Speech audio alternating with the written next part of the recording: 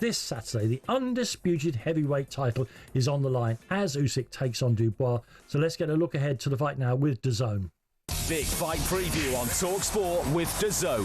Watch Usyk versus Dubois on the 19th of July, live only on DAZN. Buy now at dazn.com/boxing. Yeah, to help us look forward to that and talk about all the other issues in boxing, because I know how popular it is on this show. It is, And Simon, I'll let you take the lead here because you know even more about it than I do. But we're joined by somebody who knows even more about it than that. Paul Smith, of course, a great boxer himself these days, a trainer and commentator. Welcome aboard. Thank you. Lovely to meet you, but first and foremost. Thank you. We're human beings, of course. We're not just talking machines, so it's lovely to meet you as well. Deep breath. Yeah. How excited are you about the possibility of Usyk and Dubois doing it again at Wembley? I thought it was a decent fight the first time. I feel, obviously, Oleksandr Usyk is an unbelievable fighter. And take the patriotism aside. Sure. I've been a massive fan of his since he very first started. My brother Callum was in the same Super 6 tournament as them at the same time, the World Boxing Series. Oh, yeah. And Oleksandr Usyk won the cruiserweights and my brother won the super middleweights. Both of them world champions in it. They bumped into each other in the lift. We've always been massive fans. He's fought against Scousers, British fighters, and it's hard to sort of go against them people, but it's hard not to admire and respect someone of his ability and his whole attitude and his whole demeanour. We love Oleksandr Usyk, but it's a good fight because Dubois is improving. He has improved. The win against Joshua, I was really impressed with, and I give him a lot of credit for that. Well, clearly people are interested in, if it'd been the first fight had been no good, you wouldn't be able to fill Wembley Stadium for it, although, boxing seems to fill any stadium. But I think it's more to do with the ascent of Daniel Dubois. Ultimately the sort of destruction of Anthony Joshua. Did you see that? Did we talk about that, Paul? Did you see that coming with Joshua? Because I thought that Joshua, in the 4 fights that led up to the fight against Daniel Dubois, was all being billed as a rehabilitation, and I always thought if he gets a live one, he might have a challenge. But did you see Dubois destroying Joshua in the way that he did? Not in the way that he did, but you were saying it in the build-up. Yeah. I remember it. I always feel that Anthony Joshua has vulnerabilities, and technically he has to be spot on the night, and he has to maybe go back to the drawing board and go back to the boxing, which won him an Olympic gold medal, especially against someone like Dubois. I've said that, I've made no secret of it. I said I felt, and I've spoken with Ben Davison, the trainer, since on social media, I felt the tactics were wrong on the night. Yeah, I spoke to Ben about it as well, and he wanted to clarify those things because the idea that what was said had been characterised in a certain way, and what had been analysed by Shane McGuigan in the commentary, he'd put a different spin on it and said that it wasn't quite what was being said. But the ascent of Dubois, obviously I saw Daniel fight years ago when he was being billed as this hot prospect. I remember Jeff Powell writing an article in the Mail about this: forget Tyson Fury, forget Anthony Joshua, Triple D's the guy. Then he gets beat by Joe Joyce, comes back, beats Kevin Lorena, then goes into various set fights and obviously loses to Usyk. But this building of Jarrell Miller, Hrgovic was the impressive fight that I think everyone suddenly went, wow, hang on a second, not only can you take some punishment, you can get through it. Is decent. You grit it down and put your gum shield. Yeah. I mean, how better do you look at Dubois now from the fighter that went in against Fury, that I think missed an opportunity potentially because he didn't jump on, sorry, not Fury, against Usyk, he didn't jump on Usyk because of the time delay that the referee allowed. Yeah. How better a fighter do you think Dubois is now? I think he is a better fighter. I think he's doing, obviously, he's more looser and he's letting the shots go better. There's a lad, Kieran, in a gym helping him out, who's a good fighter himself. Kieran Fowle years ago had to stop, unfortunately, early. He's added a lot of fluidity to Dubois' game, so he's not big and stiff and upright too much. But obviously, since the Joe Joyce fight, massive improvement since the Joe Joyce fight. It was the ending of the Joe Joyce fight which raised a lot of questions for Daniel Dubois in which were asked again in the Usyk fight, and it ended in the same manner. Sorry, just to clear it up, because it keeps coming up. You were talking about the delay there. Actually, he was referring, of course, to the low blow that was given as a low. How did you see it, Paul? 100% low blow according to the rules of boxing. When you walk to the centre of the ring, the referee will point out the line is the navel line, is the belt line. That's what they say. People are online arguing, saying it's a short. The belt is 4-6 inches deep in some boxing shorts. I totally agree and understand, and sometimes that will cover the belly button, so the referee will say there is good, you can hit there.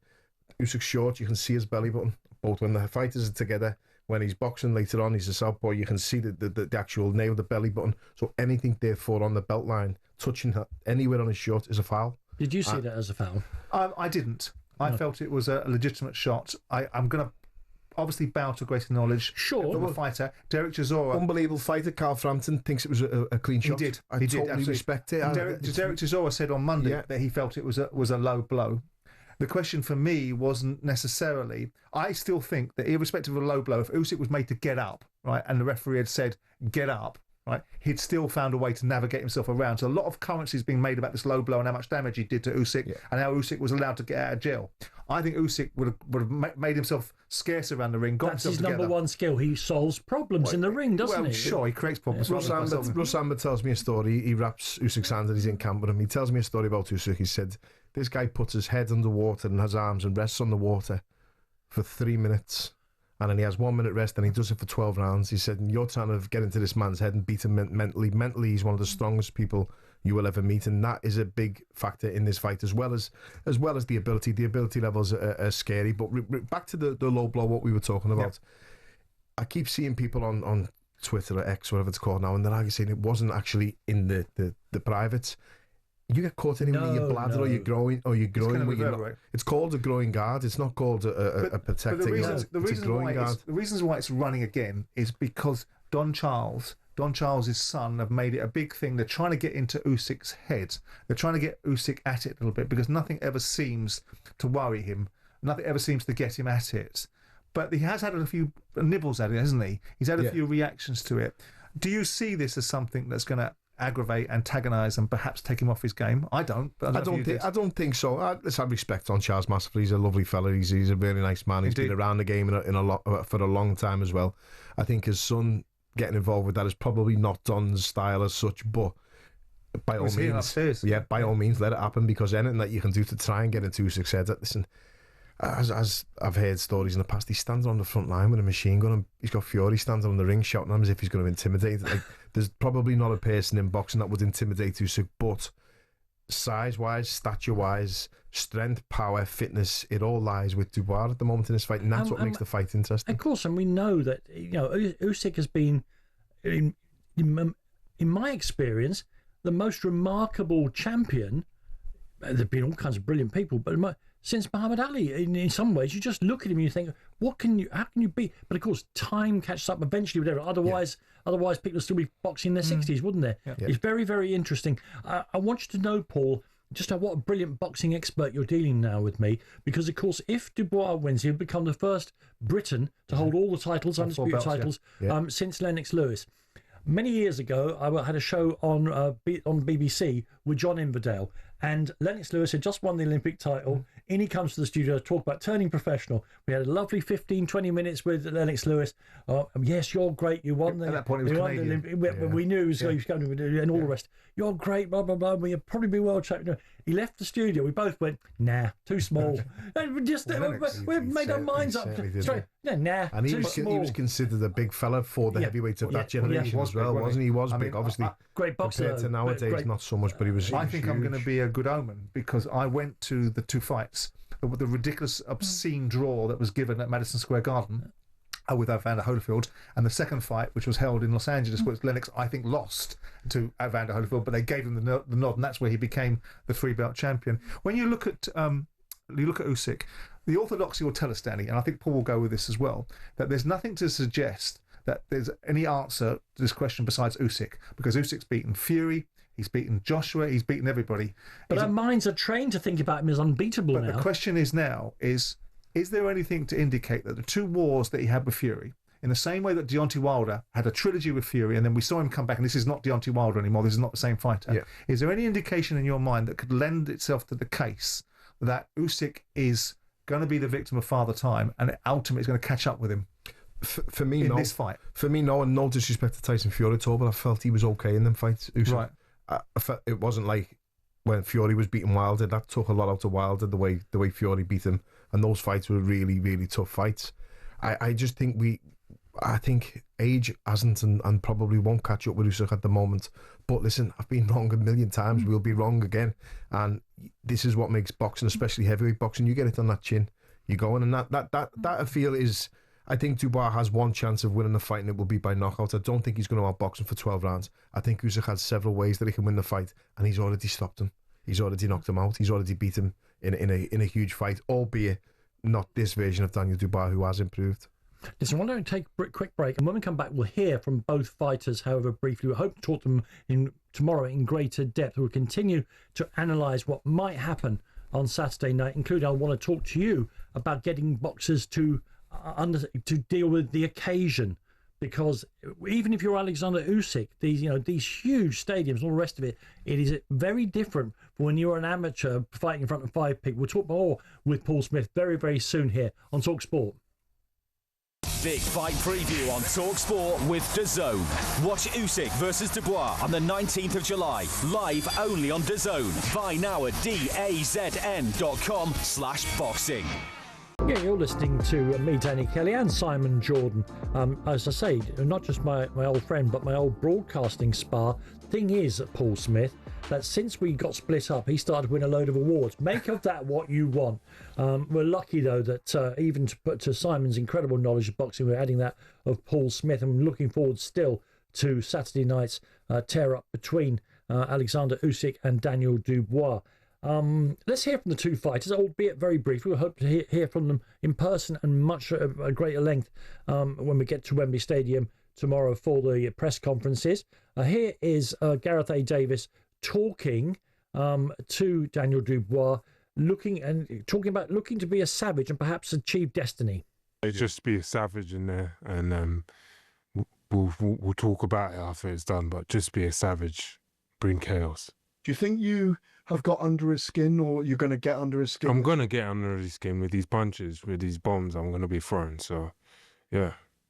There's an energy about you that you're really ready. Yeah. No, I have been. I've been ready for months now. It's been a long camp, this one. From the last fight that didn't happen, it's been ongoing. So I'm ready to go in there now. Destiny? For sure. When you look at that arch from the farm, just behind us, that big Wembley arch. Yeah. And all my men will say it's destiny.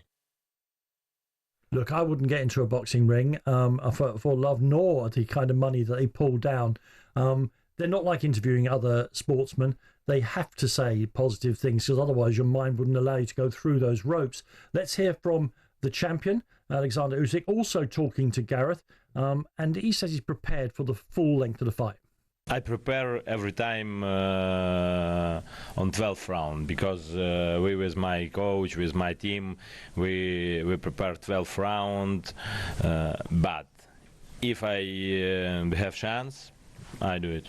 Do you believe you will stop him? Yes, of course. Yeah, yes, of course. I was watching. No, I think I'm going to get bashed up.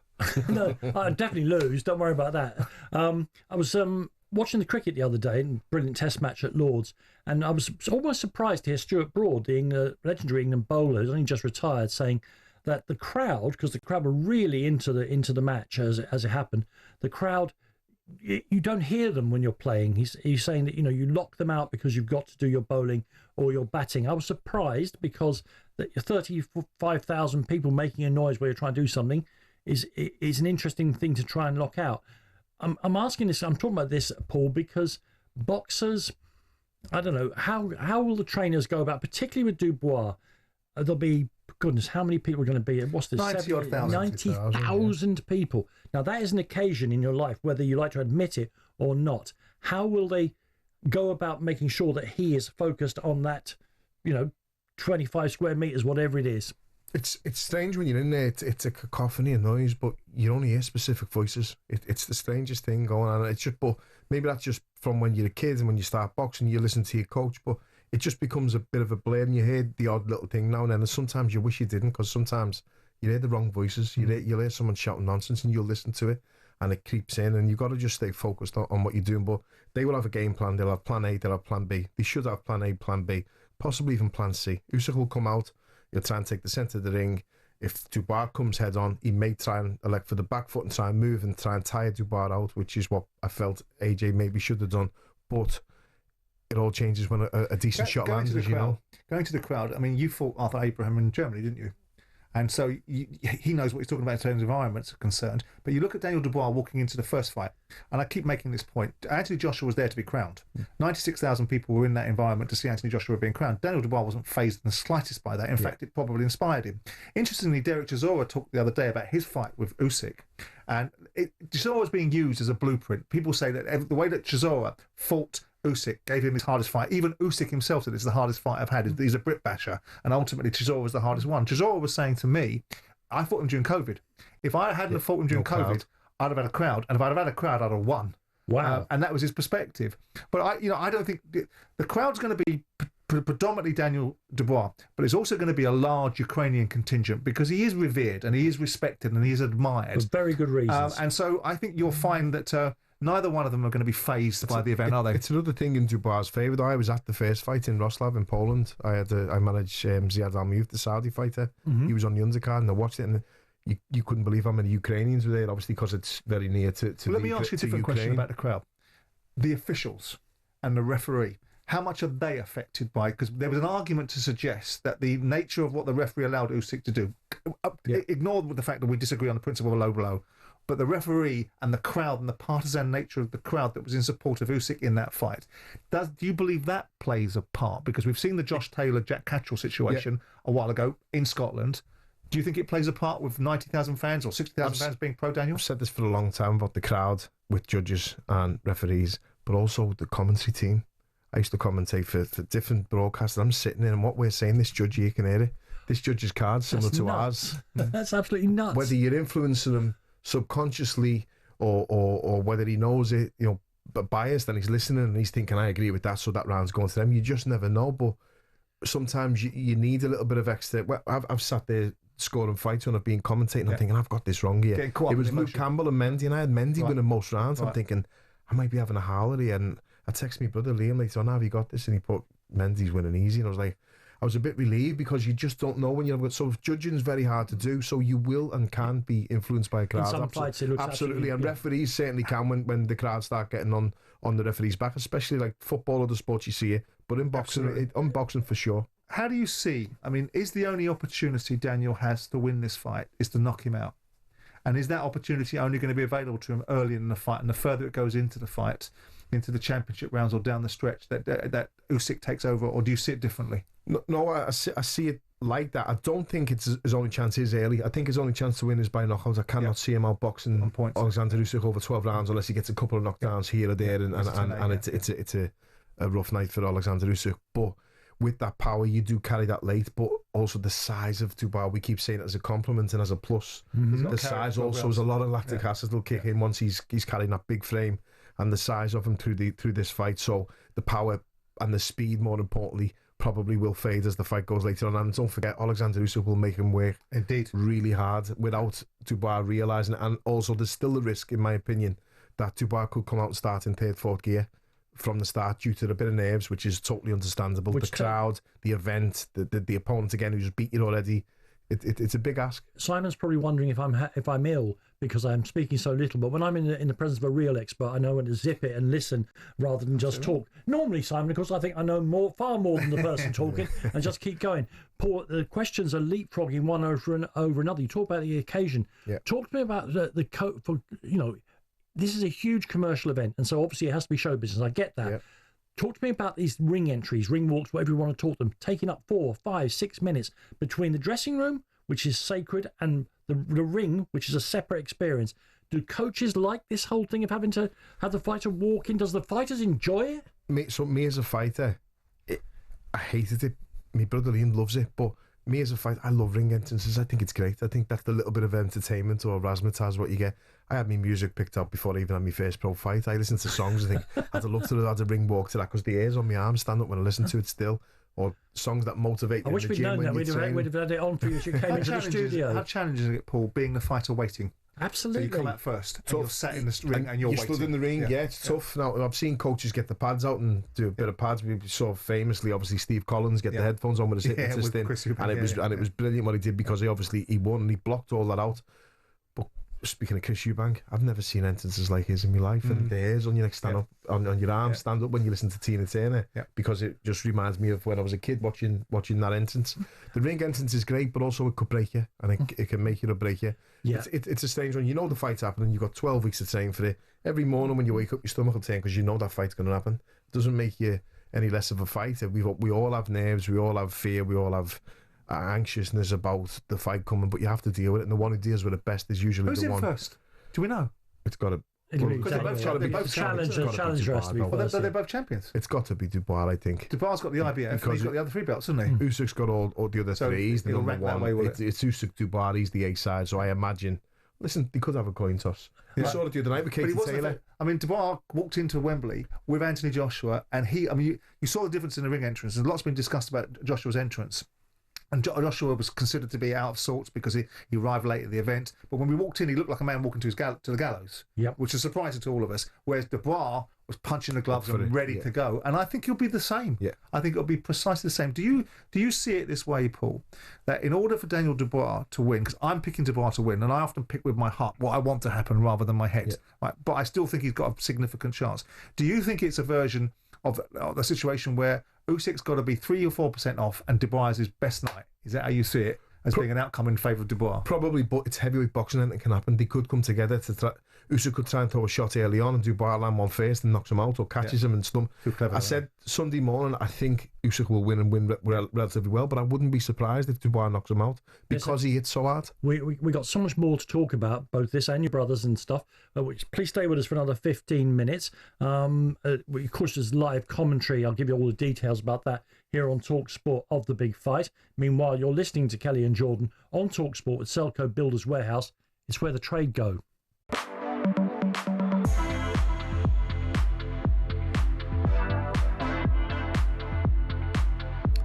Yeah, welcome back to me, Danny Kelly, Simon Jordan, and we have managed to extend the highly expensive presence, if those are the right words, of Mr. Smith. I'm delighted to have him here in the studio. Paul, we could talk about the big fight on Saturday, Fred, but there's so much else going on, including your brother, Callum. The big fight against David Benavidez was all due to happen. Now it's moved on. What's happened there? Benavidez they couldn't get the offer over the line. He got an offer from the American promoters to fight him over in the States as a challenger for Benavidez's title, and they couldn't get to the right amount for the fight, what the fight was worth. And then Anthony Yarde's been offered the fight from the obviously Riyadh season, and that fight's happening now, which I think it's a good fight. But Callum's going to be fighting probably October in Liverpool or in the UK, I think, and then he obviously has the WBO interim title. So once the main two, Beterbiev and Bivol, fight, then we'll know what happens with that. I mean, because obviously when I spoke to Callum a while ago, and he talked about whether he was going to continue after the Beterbiev fight, and he only wanted meaningful fights, and obviously came back and did a fabulous job against Josh Boazzi. I was surprised to see that the Benavidez Yarde fight was made.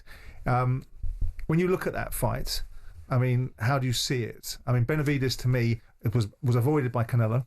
But the question is whether he carries the power up from super middles up to light heavy. What's your take on that? Good fighter. He's a very good fighter. He's a typical Mexican style fighter. Loves going to the body. He's exciting. He's obviously done what he's done in boxing. And I think with the Yarde fight, we have to look at the losses that he's had and how they panned out. And they both panned out very similar in the fact that it was a very good effort. But he blew out after 6, 7, 8 rounds and then was stopped in both of the fights that he's had against Kovalev and Beterbiev. Yeah. Good efforts, as I said, and it's difficult to say it because obviously I've had a couple of back and forth words with his manager, but I respect Anthony Yarde. I like him. I've always been respectful when I've seen him. I've always shook his hand, vice versa. He always seems a nice lad. He's a good fighter as well. He's a good fighter. He's a good fighter. And he's a live fighter in this fight, but obviously... But he hasn't been great. I mean, he was better against Lyndon Arthur, but he wasn't compelling against Lyndon Arthur. In the second fight, obviously, with Lyndon Arthur, he blew him out, right? Lost the first fight during COVID, knocked Lyndon Arthur into the next life in the second fight. The third fight, which I didn't see the need for, but it was there, was a decent fight. But would you pick Yarde to win this against Benavidez? Because I'm not sure I would. I wouldn't, no, but as I said, never say never. He has a chance. He's a big lad. He's a big light heavyweight. Obviously, the rumours and what we've seen, he's obviously a puncher. He can punch. It's whether he puts them shots together, lands enough shots at the right time against Benavidez. But the problem for me will always be that engine. He has to build that engine. He has to have that. Is this his best shot? I mean, when you're fighting, the fights that he's had, Kovalev, he had a chance against Kovalev and he could have won that fight, couldn't he? But Beterbiev, is this the best chance for Yarde for a world title against them with the two names? Yeah, absolutely. I think you'd have to say that. But obviously, it's a little bit later on in Anthony Yarde's career as well, and he was a bit younger when he fought against Kovalev and Beterbiev. I think his best chance was probably Kovalev, my best chance was my first world title fight. After that, they're aware in the YSC, and then obviously you start to get old and you start to get a little bit more long in the tooth. But this is a good fight. This is a very exciting fight. It's one that I'll be watching. It's one that I would tune in to watch anyway if it wasn't involving me brother somewhere down the line. And then your brother is waiting for the outcome and hopefully. Well, no, he'll fight for the. He's a WBO interim. Yeah, he's a WBO interim. So that's the next mandatory to be called. The WBC mandatory was called, and Bivol vacated to give Benavidez that. Benavidez have got all the belts because they're fighting again, obviously, and rightly so. I think they could have 7 fights and they'd all be very much the same, razor thin decisions either side, and two. So who is the possibility of seeing Callum win within October? I don't know, but it's going to have to be someone in the top 10 or of the governing body to defend that interim title against. I don't know. He's having a look through. Right. He'll speak with his team. Like Callum's got his team. Callum is his own manager. He looks after himself, and the team will decide, and then they'll see which. Does he want to fight at Anfield? Is that because obviously all you fighters seem to want to fight at the football clubs that you support? Is that? Now you've got to fight at the new Everton Stadium. Beautiful place to fight. I'm sure. I'd be delighted to fight there. The stadium's. I fought at Goodison, and again it was when that show was on. I messaged Eddie say to him, "Look, if you can get me on that, please do," because it's a stadium in our. I already miss Goodison Park. And the red side are not bitter, so we don't mind fighting there. Whereas I don't think the Blues will be fighting at Anfield. But if there's a fight at Anfield, I'd be thinking about trying to come back myself to fight someone. Listen, because it'd be an opportunity to not turn down. I hope this is not painful, but on the undercard of Ben against Eubank, it was real big. I live in the Republic of Ireland. It was real big when Aaron McKenna beat your brother Liam. Obviously it would be. But we can be very, very chauvinistic about boxers in Ireland. Where does that leave Liam? Do you think we'll see more of him? I don't know. I don't think so. But he's had a few interviews recently. We were over in Istanbul. He'd done a few interviews and he answered a few questions, saying that probably that's the end for him. But you never know what might get offered. And by the offer, I think he's probably thinking that something might get offered where he's definitely going to win it. He can bow gracefully on a win rather than going out the way he did in Wembley, which he won't be happy with. That won't sit right with him for a long time. But unfortunately, that's the game. That's the game we're all in. And Father Time beats us all, and I think it might have caught up with him a little bit. The injuries didn't do him any help either for the last 2 years of his career, let's say, after the first Eubank win, which he was very good in, from then in the back, and then the inactivity. And inactivity kills also, but inactivity at the very end of your career when you're aging as well is rootless for a fighter. That's going to be the final nail in the coffin for you. What about Aaron McKenna himself? Good fighter. Yeah, he's a good fighter. I've spoke with them plenty in the past. I've had them in the Rotunda training them a little bit. We come over for a little week and stayed over in Liverpool for a week a few years ago. They're good lads. The dad's looking after them. The dad's training them well, and he's an exciting talent going forward. I felt obviously going into the fight, if Liam hadn't left, he would beat Aaron McKenna. That was my opinion. It still is, but Aaron McKenna had done really well on the night. He did what he had to do. He beat Liam. That was in front of him, and onwards to bigger and better things for him. Yeah, well, that was going to say it was an undercard of Ben against Eubank. Now during the break, and I don't want to give away too many secrets, we were saying, "Oh God, Manny Pacquiao, give us a break." And Ricky Hatton, heartbreaking to see Ricky back in training for me, because I just remember seeing his fights and in person in some cases. I was working with the BBC at the time. See that power of force of nature can't be the same.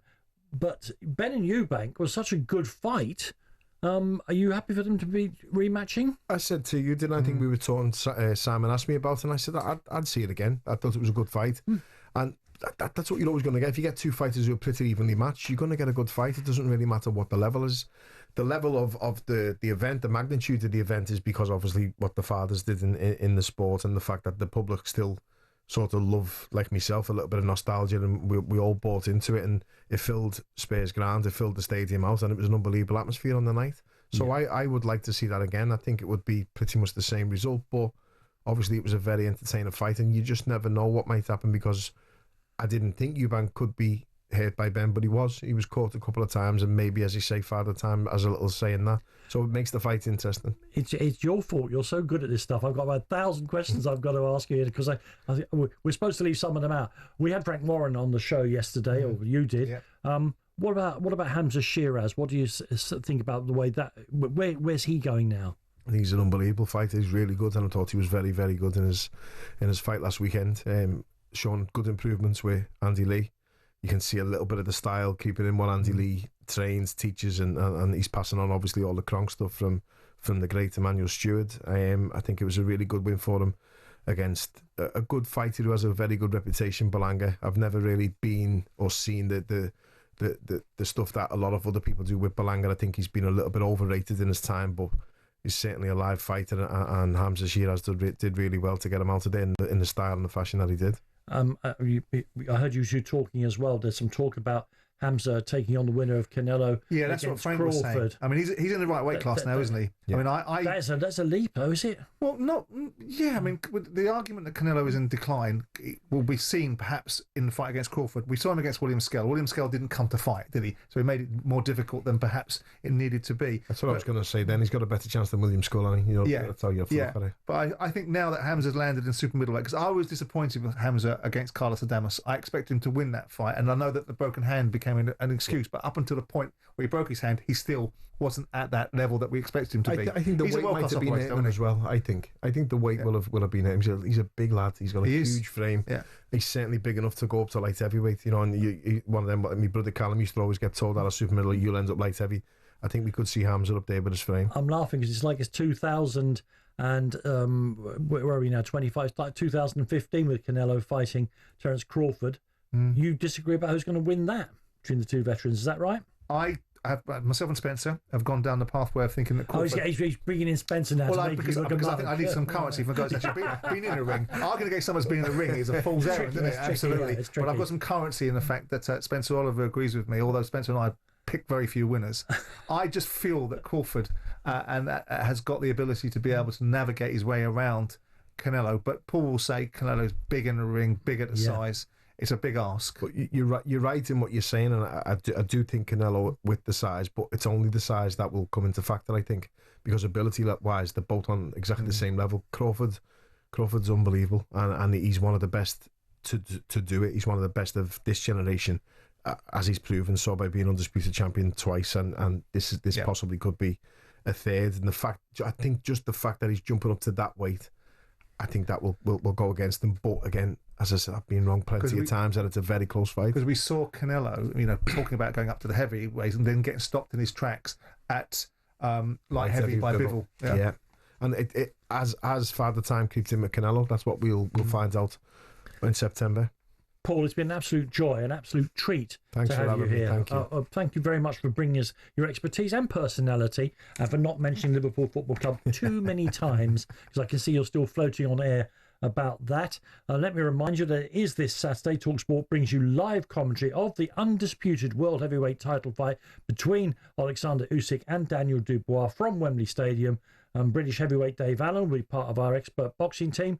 Keep you up to date with all of the action from the start of fight week right through to the final bell. That's Usyk versus Dubois this Saturday live on talkSPORT and the talkSPORT Boxing YouTube channel. And tomorrow, Simon and I will be, between 10 in the morning and 1 o'clock over at Wembley for more of the build-up, the press conference. We'll be hoping to speak in depth to both boxers. In the meanwhile, thanks to Paul Smith for joining us here on talkSPORT. Thank you.